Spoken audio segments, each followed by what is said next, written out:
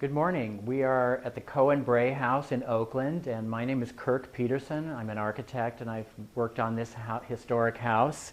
And with me is Patty Riedenbach, who is a descendant of the original occupants of the house. And I think we can start by her telling us about the history of the house. So this house was a wedding present to my great-grandparents.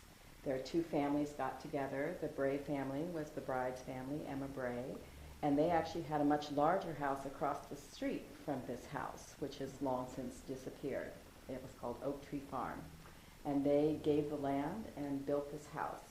And then the groom's family, the Cohen family, provided all the furnishings and we think all the interior work on the house.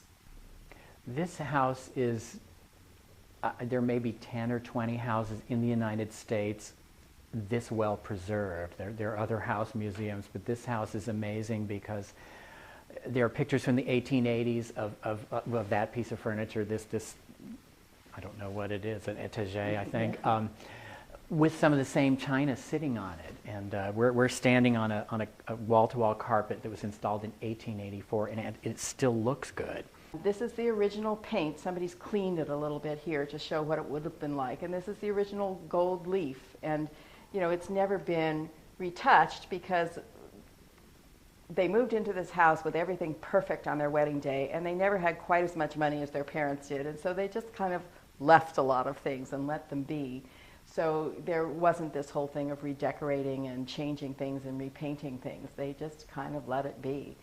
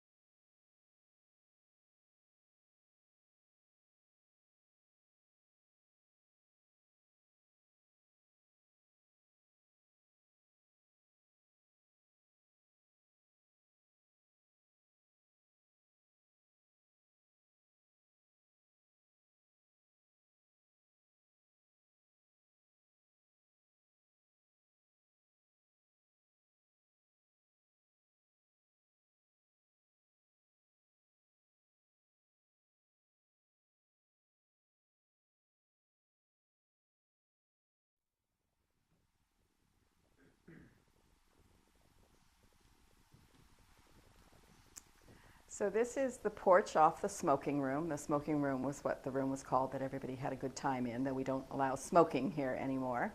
So this porch was also added on after the 1906 earthquake. And this is the southwest corner of the house. It gets a lot of sunlight out here. It's a very pleasant place to be in the afternoons.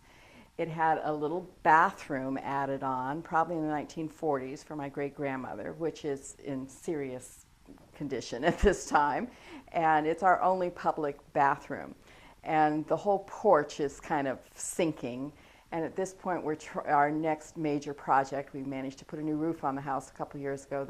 Our next major project is to try and redo this porch and put in a handicapped accessible bathroom, and we think we're going to put a handicapped lift in, you know, that wheelchairs could get in, and be able to use this as a teaching area, to be able to have a classroom for kids, and you know, just more access to the house where we can have people work and do things. So this sun porch is an example of change over time. This was originally an outdoor porch. There were turned columns holding up the roof, and it was just open, which is one of the reasons it slopes to shed water from the rain. And you can see here, these are, you know, exterior windows, and there's exterior trim that predate the enclosure of this room.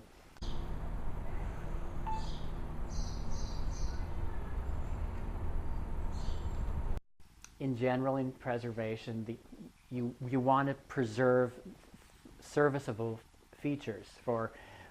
In my own house, I have some historic windows, and there are little splices, pieces of wood that were put into old windows. Instead of replacing the whole sash, we replaced just a portion of it and maintain most of it. So one of our local companies that does this sort of work is Wooden Window, who actually has given windows to the house.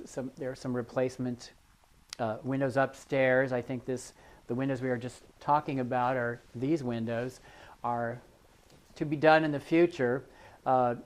Most 19th century windows work pretty well if they're maintained. And Patty had mentioned the doors that have different treatments between basically the formal part of the house and the family part of the house, or the servant's domain.